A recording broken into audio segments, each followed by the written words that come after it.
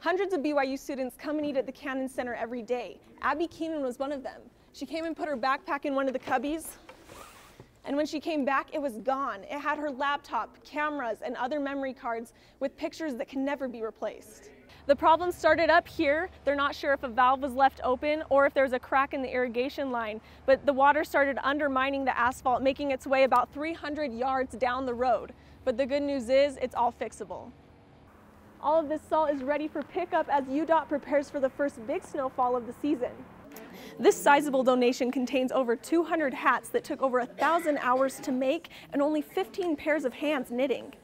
When I called Famous Appliance, they told me they would look into the problem and call me back. I called another serviceman that looked at Carolee's stove, and he told me that the top was so badly damaged it couldn't be repaired. So I called Famous Appliance again, and the secretary told me her boss would call me back, but he never did. 11 News reporter Aubree Jones is live on the scene with more details on how a female undergrad took the thief down. Aubree, what happened? Alan, this is girl power at its finest. It all started right here at the Brimhall building when Yvonne Morris was looking out the window and saw a man she thought looked suspicious. But it was just a few minutes after that a car alarm went off. She looked outside the window into this parking lot and saw the same man in her friend's car with the back window bashed open. So she immediately jumped up, told her professor to call 911, and then sprinted out herself to confront him. But she says when she confronted him, he immediately jumped up and sprinted away, but that didn't stop her. It took her not one, not two, but 3 times to finally apprehend him, when she said the only thing she could grab onto was his boxer shorts that were hanging out of his pants because they were so baggy. But she was able to give him what she says is an ultimate wedgie, which brought him to the ground, and so she was finally able to put him in a headlock and keep him there until another passerby came and helped her out. They were able to keep him on the ground until police came and arrested him later. He is now in the Salt Lake County Jail waiting investigation. Aubree, where did she learn those moves? So this is what she says is one of the benefits of having so many brothers, but she says she also has a boyfriend that is in special security forces that often teaches her new self-defense moves, but she says this is the first time she was able to put it into practice. Thanks, Aubree. A Provo woman is hoping to get her money back after an appliance store allegedly destroyed her stove. 11 News reporter Aubree Jones went to Sandy. Aubree, how is she fighting that appliance store? When Carolee Smith told me about the issue with her stove, I couldn't believe it, so I went to her house and took a look for myself. Carolee told me that a man from Famous Appliance came to her house to fix one burner on her stove, but when left, it looked like this. We couldn't get the tops off the large burners, so I took a screwdriver and a hammer and was just pounding on them. When Carol complained, Famous Appliance sent her this bill for $870.82. The bill did not indicate what she was paying for, so she looked up the parts on the internet. And if they had just said, oh, the parts are unavailable, we can't fix it, that would have been fine. I've been happy to pay for the service call.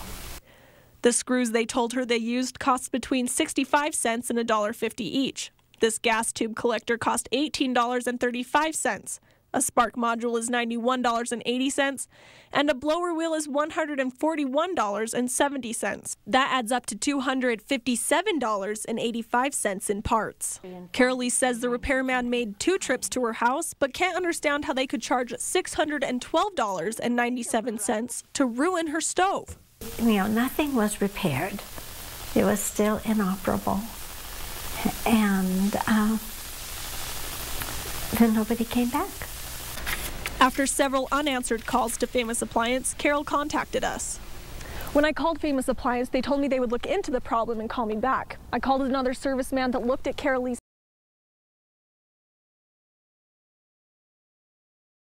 again, and the secretary told me her boss would call me back, but he never did. But a few days later, Famous Appliance called Carolee's lawyer and offered her a deal. A full refund of the $870.72 and $350 for her broken stovetop. Now, Aubree, I'm curious, have they actually paid Carolee back yet? Not yet. They threatened Carolee, saying if I contacted them again, they would not pay her the money, or if I ran the story, they would not pay her the money. I called her attorney, and he said that while she agreed to not talk to the news media anymore, their agreement did not include my reporting. Nice. Great. Thanks, Aubree. A girl band from OREM is climbing to the top of the charts, opening for major groups and selling their songs on iTunes. As 11 News reporter Aubree Jones tells us, these ladies say they are as good as any of the bad boys of rock and roll. Give it up for the baddest girl band in the planet, the Blue Aces! They call themselves the Blue Aces, 4 girls who know how to bring down the house. It's hard to believe that these baby-faced musicians started playing together 8 years ago. Yes, they started the band in the 5th grade. It's such like a sister thing for us. We just know each other so well, and we love it, and I think it just works. From opening for Neon Trees to playing in more intimate settings like this, the Blue Aces say the most important thing is playing in front of an audience that appreciates their music. It's just fun. There's like a lot of energy in live shows, and to feel like the crowd and to be able to play the music live is just, it's fun. Their fans seem to like watching and dancing to this band of young gypsies who look like girls but play like the boss. I think we take pride in being all girls. It's really awesome to be a part of that because you don't see an all-girls band ever. The girls say they aren't going for the hard rock look, but instead want others to find them approachable. Yeah, I think we just want to be known as like nice girls, but also like really good at music and just have a good time. So. 2 of the band members are sisters. Elisa, the drummer, is still a junior in high school. Yeah, people will be like, oh yeah, you're the drummer of the Blue Aces, and then I'll be like, yeah, I'm also Crystal's sister, like she's my lead singer. Like, my lead singer, she's my sister, she's the lead singer. Despite these restrictions, the Blue Aces are on the move, looking for a record deal and hoping to get their own tour.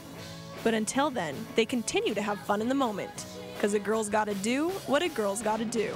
In Provo, Aubree Jones, 11 News. Very nice, Aubree. They practice in the Henderson home and say the music gets so loud, the dishes in the kitchen will actually shake.